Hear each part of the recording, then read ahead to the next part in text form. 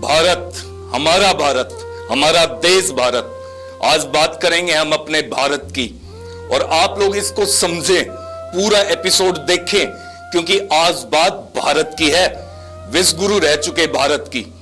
हमारे देश में अभी बहुत कुछ हो रहा है और बहुत कुछ होना बाकी है। आइए एक बार फिर थोड़ा और जानने की कोशिश करते हैं अपने भारत को। भारत अभी डेवलपिंग कंट्री है, विकासशील देश, करप्ट, गरीब और गंदगी फैलाने वालों का देश, बात बात पर मारकाट करने वालों का देश। यहाँ के मर्द अपनी कामोतेजना कंट्रोल नहीं कर सकते।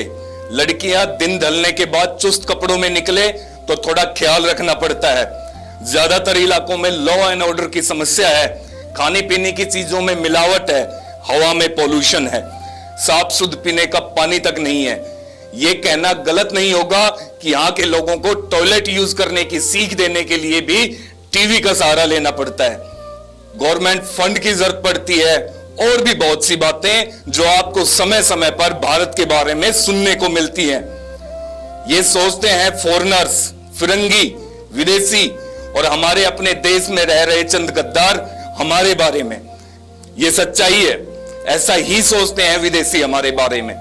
ये फिरंगी अपने आप को ज्यादा हाइजीनिक साबित करने पर तुले होते हैं। भले ही ये पानी की जगह पेपर यूज कर लें अपनी तशरीफ साफ करने के लिए, लेकिन गंदा इंडिया को ही कहेंगे। अब समय की जरूरत है कि एक बार फिर इन फिरंगियों को यह बता दिया जाए कि भारत महान क्यों है। ये वीडियो इन फिरंगियों की भाषा में नहीं है, हिंदी में है, हमारी और आपकी भाषा में, मातृभाषा में। और ये वीडियो हमारे अपने ही देशवासियों के लिए है, जो दुनिया की दूसरी सबसे बड़ी आबादी को झेलने वाले देश पर बात बात कर रोना रोते हैं। तो मैं ऐसे लोगों से कहना चाहता हूं कि अपने भारतीय होने पर और अपने देश पर गर्व करें, पूरा भरोसा रखें और गर्व से कहें कि हम भारतीय हैं। ये उकड़ू न बैठ पाने वाले, पैकेट का माल खाने वाले अंग्रेजों का देश नहीं है। ये दुनिया को ज्ञान सिखाने वालों का देश है।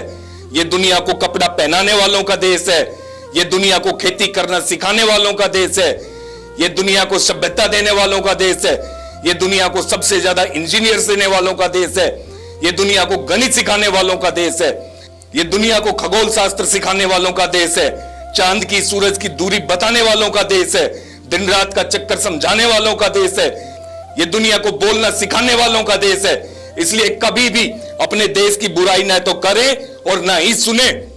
आने वाले समय में पूरी दुनिया को भारत की शरण लेनी पड़ेगी कुछ नया सीखने के लिए। भारत में कमी निकालने वालों, आज मैं तुम्हें बताऊंगा क्यों हमें भारतीय होने पर बार बार गर्व होता है। आज मैं कुछ ऐसी बातें आप लोगों को भारत के बारे में बताने वाला हूं जो खासकर इन असभ्य पश्चिमी देशों को हमसे सीखनी चाहिए। बड़ों का आदर, बड़ों का सम्मान, इस खूबी का महत्व अगर अच्छे से समझना हो तो अमेरिका चले जाइए, जहां 14 से 15 साल की उम्र में लड़के लड़कियां मां बाप का घर छोड़ देते हैं, या मां बाप उन्हें घर से निकाल देते हैं, क्योंकि अपनेपन नाम की तो कोई चीज ही नहीं है वहां पे। न तो बच्चों को मां बाप की चिंता होती है और न ही मां बाप को बच्चे की फिक्र है। जहां आज शादी हुई है, अगली सुबह तलाक की नौबत आ जाती है। जहां बेटे के अलावा मम्मी पापा के भी बॉयफ्रेंड और गर्लफ्रेंड होते हैं। न रिश्तों के महत्व का एहसास और न ही सामाजिक परंपराओं का ज्ञान।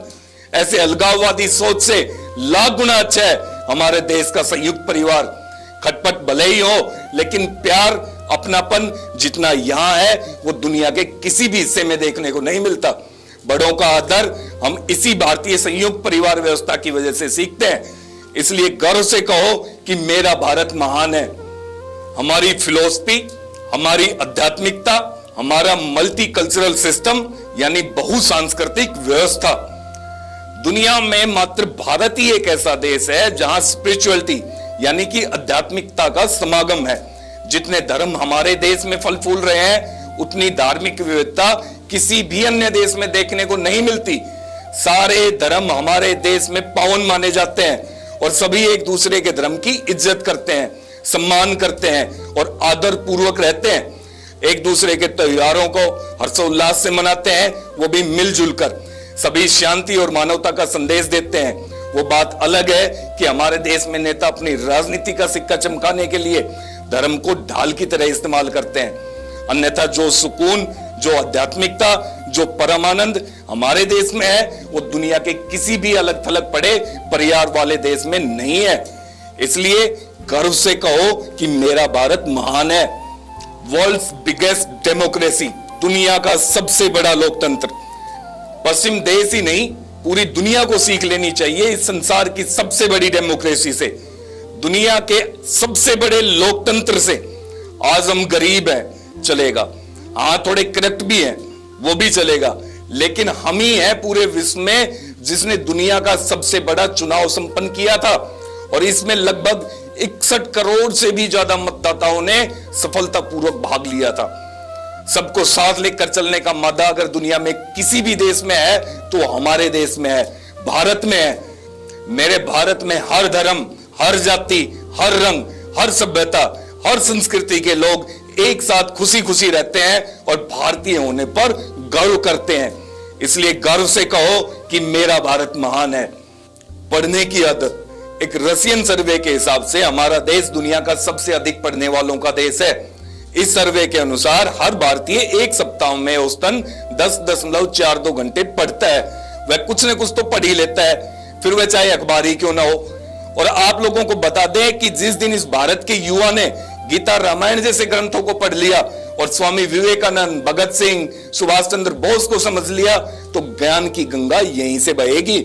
इस बात को लिख लेना। इसलिए गर्व से कहो कि मेरा भारत महान। भारत का वैज्ञानिक शोध और तकनीकी विज्ञान, बचत करना वही जानता है जिसे धन के मूल्य का पता हो, धन अर्जित करने के लिए की गई मेहनत का जिसे भान हो। भारत के अंतरिक्ष शोध केंद्र यानी कि इसरो से पूरी दुनिया को सीख लेनी चाहिए। हमारी भ्रष्ट सरकार के द्वारा पैसे खाने के बाद भी जो थोड़े बहुत पैसे बचते हैं उनसे हमारे वैज्ञानिक ऐसे ऐसे उपकरण विकसित कर लेते हैं जिनसे चांद तो छोड़िए मंगल तक यान चला जाता है। और जो पैसे इस प्रोजेक्ट को बनाने में लगते हैं वो तो किसी हॉलीवुड की फिल्म ग्रेविटी के बजट से भी कम थे। जब विश्व सपने बुनने में लगा था तो भारत के वैज्ञानिकों ने इतिहास रच डाला। साइकिल पर ढोकर सैटेलाइट ले जाने से लेकर मंगल तक की यात्रा के लिए हिंदुस्तान फर्स्ट इसरो को नमन करता है। गर्व से कहो कि हम हिंदुस्तानी हैं। भारत की शरणार्थियों को शरण देने की नीति, जब अमेरिका समेत दुनिया के सभी देश जो अपने आप को सुपर पावर कहते हैं मानवता भूलकर शरणार्थियों को अपने देश में घुसने तक से रोकते हैं, तब भारत अपनी बाहें खोलकर मानवता का पाठ पूरे विश्व को पढ़ाता है। अतिथि देवो भव। हमने आज तक किसी भी शरणार्थी को बाहर का रास्ता नहीं दिखाया।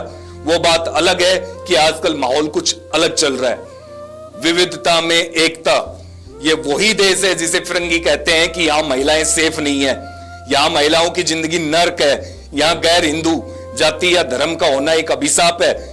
पर उन मूर्ख को कौन समझाए कि विश्व की सबसे बड़ी डेमोक्रेसी में इक्का दुक्का कुछ हो जाए तो इसका मतलब ये नहीं है कि पूरे देश या यहाँ के रहने वाले सभी लोग राक्षस श्रेणी के हैं। बल्कि दोस्तों हम आपको ये बताना चाहेंगे कि भारतीय एक ऐसा देश है जहां पर 75 साल के इतिहास में 17 साल तक एक महिला ने देश पर राज किया है। अमेरिका आज तक अपनी पहली महिला प्रेसिडेंट का मुंह तक नहीं देख सका है। हमारे देश में 5 प्रेसिडेंट गैर हिंदू रह चुके हैं। अमेरिका ने अपना पहला मुस्लिम प्रेसिडेंट हाल ही में देखा बराक ओबामा के रूप में। उसके बाद फिर एक सनकी को राजगद्दी दे दी गई, सुनहरे बाल वाले को। भारत की विविधता से पूरी दुनिया को सीख लेनी चाहिए। भारत का इवेंट मैनेजमेंट, पूरी दुनिया को यह आभास है कि भारत से बड़ा इवेंट मैनेजर दुनिया में कोई भी नहीं है। हमने 8 करोड़ लोगों को एक ही इवेंट में एक ही जगह पर शांतिपूर्वक तरीके से इकट्ठा किया है। इस कार्यक्रम का नाम था कुंभ मेला प्रयागराज में, जिसे हम सदियों से करते आ रहे हैं। अब खुद सोचिए कि हमारे देश में दुनिया के सबसे बड़ा मेला बिना किसी बड़े हादसे के कैसे निर्विघ्न तरीके से पूरा हो जाता है, वह भी हजारों सालों से पूरा होता आ रहा है। सीखो फिरंगियों, सीखो जुगाड़ की तकनीक, यह सबसे खास है। जुगाड़ यह हम भारतीयों के काम करने का बुनियादी तरीका है। अगर जुगाड़ की तकनीकी दुनिया का कोई देश सिखा सकता है तो वो है भारत। जुगाड़ के लिए अगर कभी किसी को नोबेल प्राइज मिला तो वो किसी भारतीय को ही मिलेगा। भारत का मंगल मिशन जिसका बजट था 553 करोड़ और सेम वही मिशन अमेरिका का जिसका बजट था 4697 करोड़, कहां 553 करोड़ और कहां 4700 के करीब। भारत ने बहुत ही कम खर्चे में जुगाड़ के माध्यम से देश को मंगल ग्रह तक पहुंचा दिया। अब आप पूछेंगे कि वो कैसे?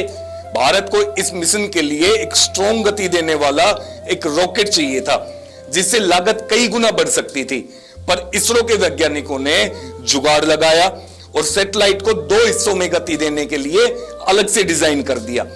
मार्स ऑर्बिटर को पहले पृथ्वी की कक्षा में स्थापित किया गया और पृथ्वी का चक्कर लगाते हुए जब मंगलयान ने स्पीड पकड़ ली तब उसे मार्स की ओर गाइड कर दिया गया, ठीक गुलेल से निकले पत्थर की तरह, और बन गया काम। तो दोस्तों, भले ही हम पैसे से थोड़े गरीब हैं, पर हमारे दिमाग में अमीरी कूट कूट कर भरी है। तो बिना देर किए इस वीडियो को उन सभी देश के गद्दारों तक पहुंचा दो जिन्हें हमारे देश से नफरत है। उन काले अंग्रेजों तक ये बात जानी चाहिए। उन्हें बता दो कि भले ही हमारे देश में 100 में से 99 बेईमान हो जाएं, लेकिन जब तक हमारे देश में एक भी ईमानदार रहेगा तब तक मेरा भारत महान रहेगा। जय हिंद, जय भारत, वंदे मातरम।